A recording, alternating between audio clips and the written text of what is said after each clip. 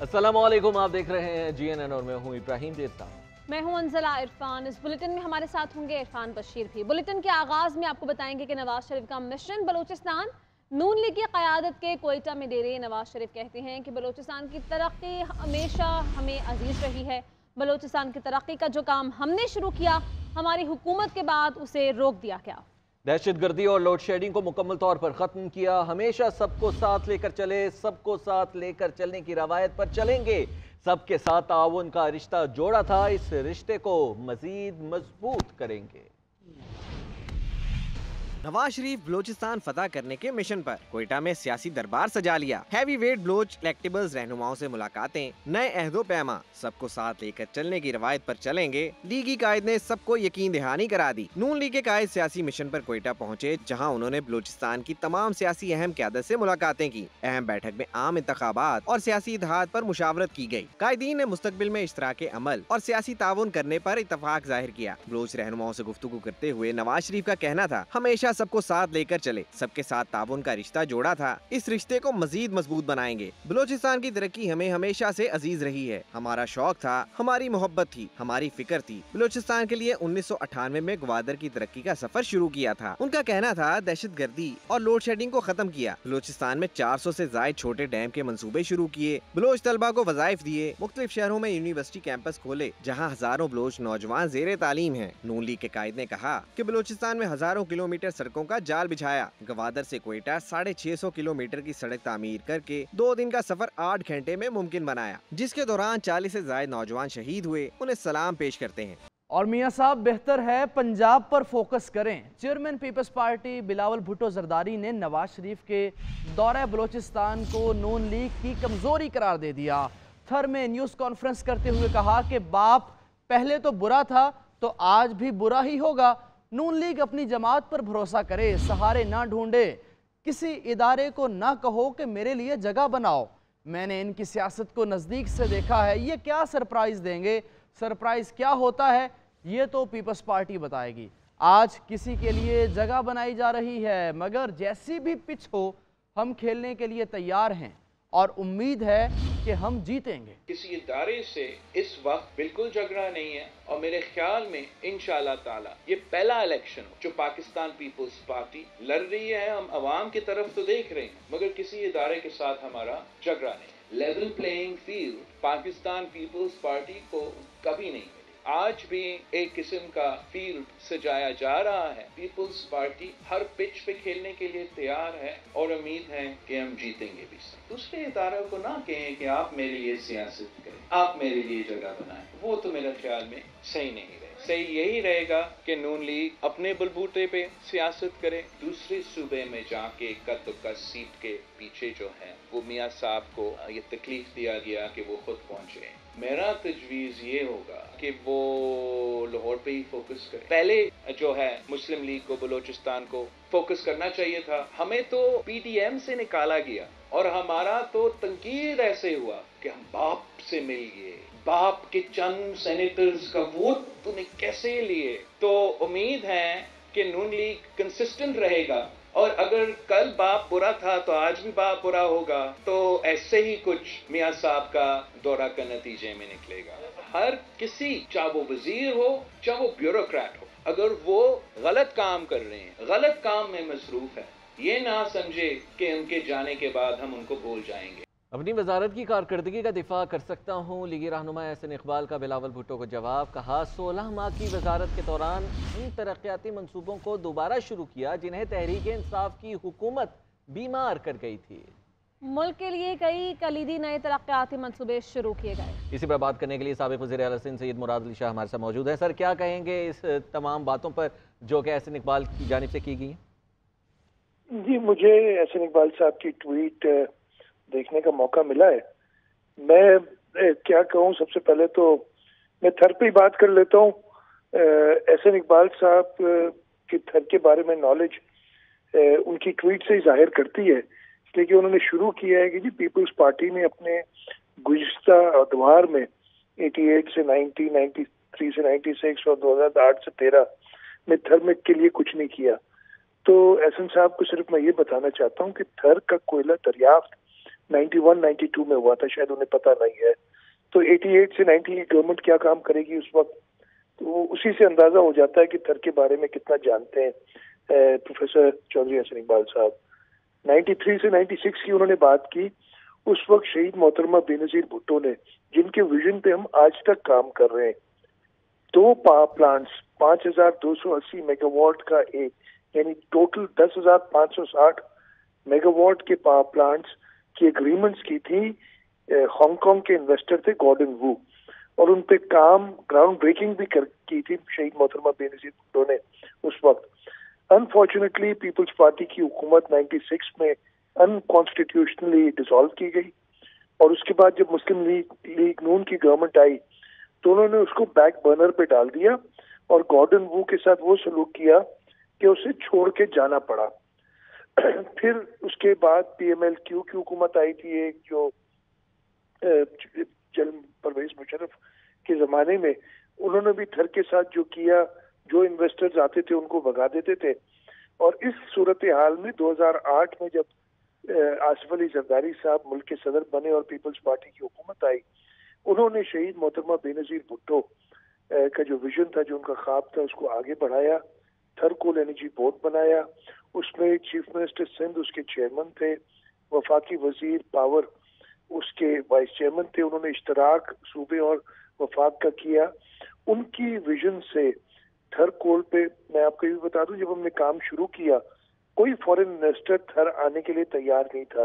जो गॉर्डन वू के साथ और उसके बाद एक चाइनीज कंपनी थी शेनवो, उनके साथ जो हुकूमतों ने किया था, इस वजह से कोई थर आने के लिए तैयार नहीं था। हुकूमत सिंध ने एंग्रो कॉरपोरेशन के साथ मिलके पब्लिक प्राइवेट पार्टनरशिप में कोल माइनिंग शुरू की।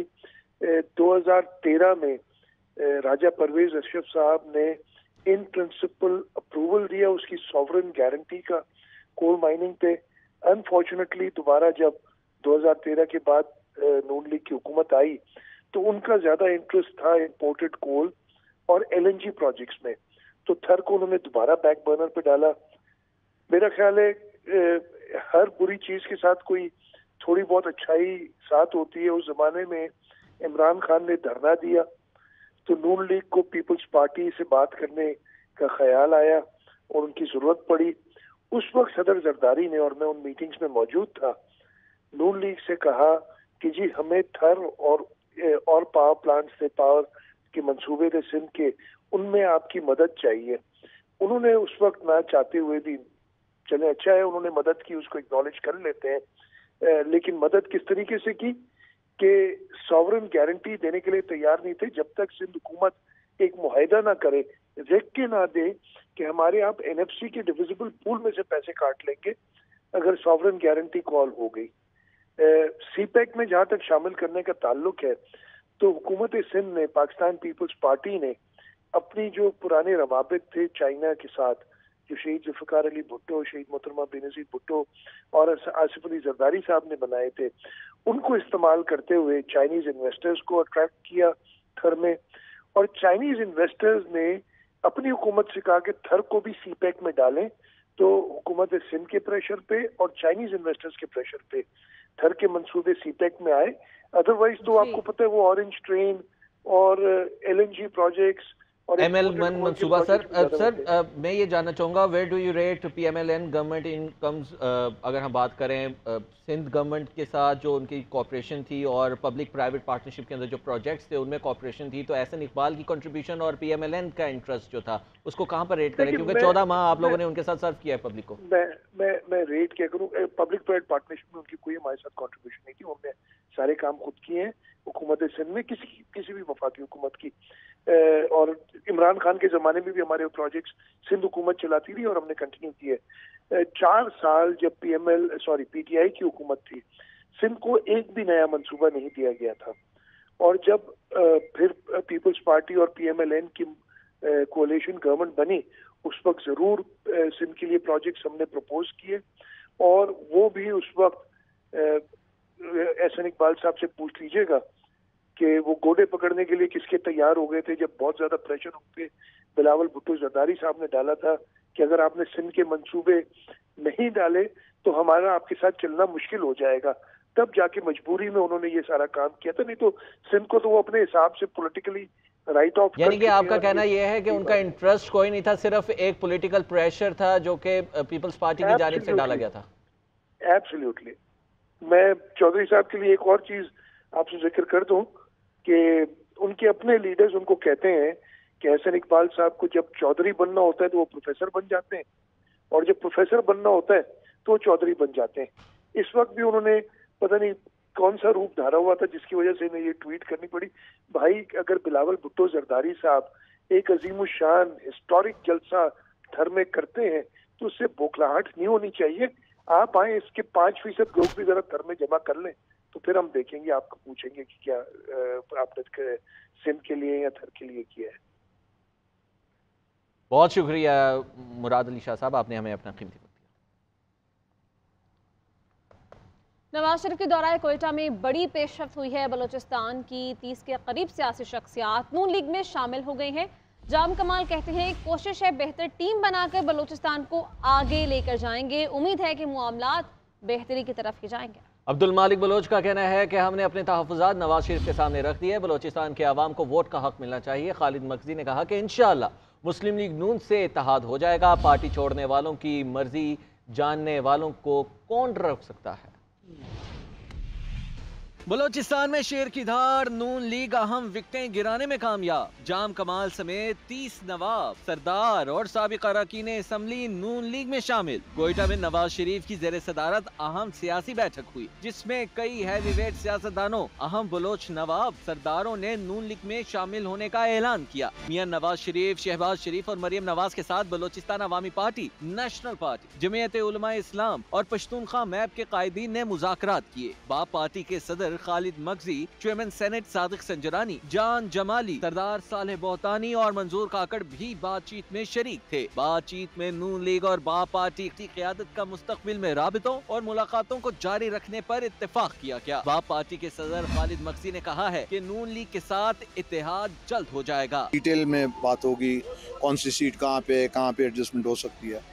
यहाँ पे बस एक रस्मी उनको वेलकम हमने किया, उन्होंने अपना जो इज़हार किया अपने ख्याल का, हमने भी किया।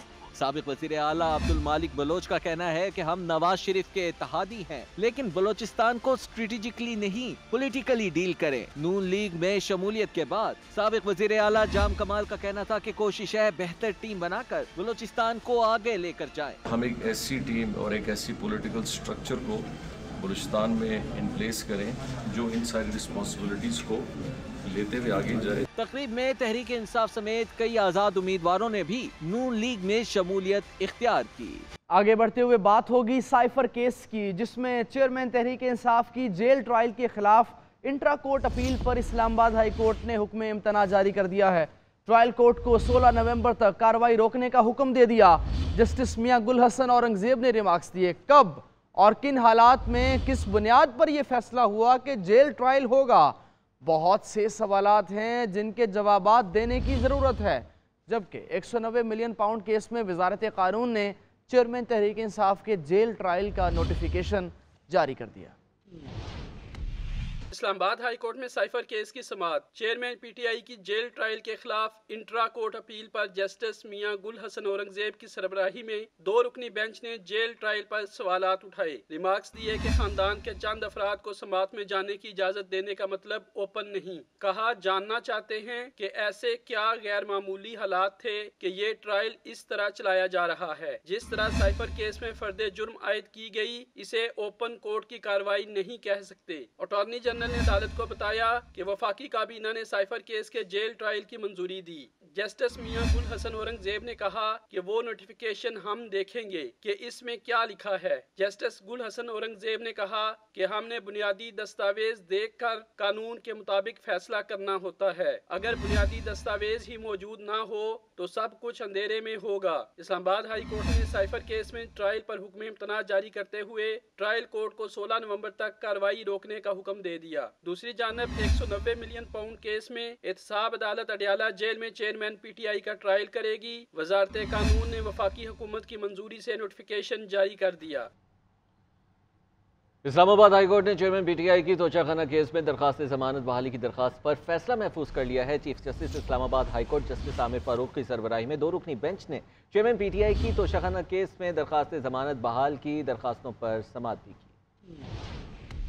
तोशाखाना केस में दरखास्त जमानत बहाली का मुकदमा चेयरमैन पीटीआई की दरखास्त पर इस्लामाबाद हाई कोर्ट में समाअत। अदालती हुक्म पर वजारत कानून के अफसर ने नैब तरमीम की तफसीलात अदालत में पेश कर दी। अदालत ने नैब प्रोसिक्यूटर से सवाल किया कि इस वक्त दरखास्त गुजार का स्टेटस क्या है, जिस पर नैब प्रोसिक्यूटर ने कहा कि दरखास्त गुजार को अलकादिर ट्रस्ट केस में गिरफ्तार कर लिया गया है। गिरफ्तारी के बाद ये दरखास्त गैर मौसर हो चुकी है। चेयरमैन पीटीआई के वकील ने अदालत को बताया कि नैब प्रोसिक्यूशन ने इतनी रिसर्च नहीं की, जिस बुनियाद पर एतराज उठाया वो कानून का हिस्सा ही नहीं। इतनी कमजोर रिसर्च मैंने की होती तो मेरे वालिद साहब मुझे उल्टा लटका देते। सुप्रीम कोर्ट ऑफ पाकिस्तान ने हाई कोर्ट से चेयरमैन पीटीआई की गिरफ्तारी को गैर कानूनी करार दिया। जस्टिस तारिक महमूद जहांगीरी ने इस्तफसार किया कि आप इस वक्त तोशाखाना केस की दरखास्त पर दलाइल दे रहे हैं, दूसरे केस में तो गिरफ्तारी हो चुकी। वकील सरदार लतीफ खोसा ने कहा कि 18 अक्टूबर को हमने दरखास्त इस्लामाबाद हाई कोर्ट में दायर की थी। अदालत के रूबरू नैब ने बयान दिया था कि ताहाल चेयरमैन पीटीआई को गिरफ्तार नहीं किया गया, अदालत से फ्रॉड किया गया। चीफ जस्टिस आमिर फारूक ने रिमार्क्स दिए कि ये मामला 2-3 हफ्ते पहले तय हो जाना चाहिए था। नैब का ये कंडक्ट गैर मुनासिब है। बादशाह इस्लामाबाद हाई कोर्ट ने साबिक वज़ीर आज़म की दरखास्तों पर फैसला महफूज कर लिया। आगे बढ़ेंगे। खबर यह है कि वर्ल्ड कप में कौमी टीम की नाकिस कारकर्दगी पर पीसीबी का एक्शन। तौसीफ अहमद की सरबराही में कायम अबूरी सिलेक्शन कमेटी तहलील। कौमी सिलेक्शन कमेटी का जल्द ऐलान मुतवक्के। साबिक कप्तान यूनुस खान, मोहम्मद हफीज़, वहाब रियाज, सुहेल तनवीर की chairman management committee Zaka Ashraf के साथ मुलाकात। साबिक क्रिकेटर्स का बाबर आजम को कप्तान बरकरार रखने का मशवरा। ज़का अशरफ ने कप्तान बाबर आजम को कल तलब कर लिया।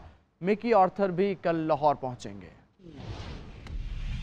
पाकिस्तान क्रिकेट टीम का पोस्टमार्टम, पीसीबी इन एक्शन। आज साबिक क्रिकेटर्स से मुलाकात की, मशवरे लिए। ज़राए के मुताबिक साबिक क्रिकेटर्स ने बाबर आजम को कप्तान बरकरार रखने का मशवरा दे दिया। मुलाकात करने वालों में यूनुस खान, वहाब रियाज, मोहम्मद हफीज और सुहेल तनवीर शामिल थे। दूसरी जानिब पाकिस्तान क्रिकेट बोर्ड ने टेस्ट क्रिकेटर्स तौसीफ अहमद की सरबराही में अबूरी सिलेक्शन कमेटी को फारिग कर दिया। सिलेक्शन कमेटी में वसीम हैदर और वजाहतुल्लाह वास्ती शामिल थे। उधर ज़राए के मुताबिक पाकिस्तान क्रिकेट बोर्ड 2 से 3 रोज में नई सिलेक्शन कमेटी का ऐलान करेगा और उसके सरबरा कोई साबिक क्रिकेटर्स होंगे। ज़राए के मुताबिक दौरा ऑस्ट्रेलिया के लिए नई सिलेक्शन कमेटी का इजलास 23 से 24 नवंबर के दरमियान होगा और कैंप में कायदे आजम ट्रॉफी के टॉप परफॉर्मर्स को मदऊ किया जाएगा।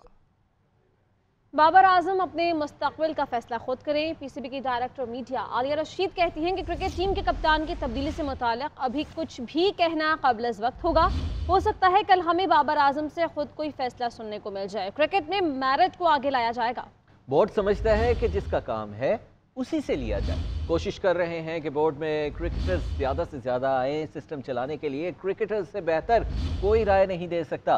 चेयरमैन मुशावरत कर रहे हैं कि किस खिलाड़ी को क्या जिम्मेदारियां दी जाए।